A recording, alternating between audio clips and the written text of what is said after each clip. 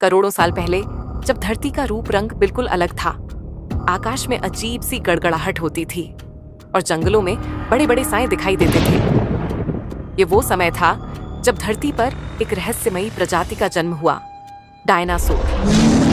कोई नहीं जानता कि ये विशालकाय प्राणी कैसे धरती पर आए। कुछ कहते हैं कि वे गहरी महासागरीय गर्तों से निकले, तो कुछ मानते हैं कि ब्रह्मांड के किसी कोने से आए थे। शिकारी का उदय जंगलों में घूमने वाले ये डायनासोर किसी सामान्य जीव से बहुत अलग थे।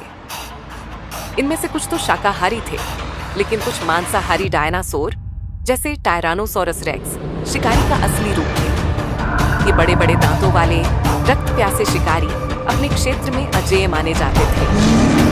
अपने तेज पंजों और घातक दांतों के सहारे वे हर प्राणी के लिए एक आतंक थे। उन्होंने बड़े और छोटे हर तरह के जीवों का शिकार किया और धीरे धीरे जंगलों और पहाड़ों पर अपना साम्राज्य स्थापित कर लिया।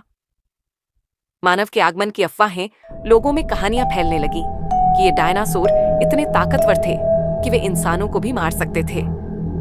लेकिन असल में इंसानों का जन्म डायनासोरों के विलुप्त होने के करोड़ों साल बाद हुआ था। परंतु जंगलों में कुछ ऐसे निशान मिले हैं जो किसी इंसानी कंकाल जैसे लगते हैं। क्या ये मांसाहारी डायनासोर वाकई इंसानों तक पहुंचे थे? फिर एक दिन रात के अंधेरे में एक विशाल धूमकेतु आग का गोला बनकर आसमान से गिरा और धरती से टकरा गया। टकराने के साथ ही सब कुछ बदल गया। ज्वालामुखी फट पड़े, आकाश में धुएं का अंबार छा गया। सूर्य की किरणें धरती तक नहीं पहुंच पाईं। पूरी धरती पर ठंड का साया फैल गया। कुछ ही दिनों में जंगल उजड़ गए, नदियां सूख गईं और अधिकांश डायनासोर भोजन और ठंड से मर गए। लेकिन क्या वाकई डायनासोर पूरी तरह से खत्म हो गए थे? कुछ वैज्ञानिक मानते हैं कि इन विशालकाय जीवों के कुछ वंशज, जो पक्षियों का रूप लेकर आज भी हमारे बीच हैं, उस महाविनाश से बच निकले थे। रहस्य का अंत पर अधूरा सत्य, डायनासोरों की कहानी यहीं खत्म नहीं होती।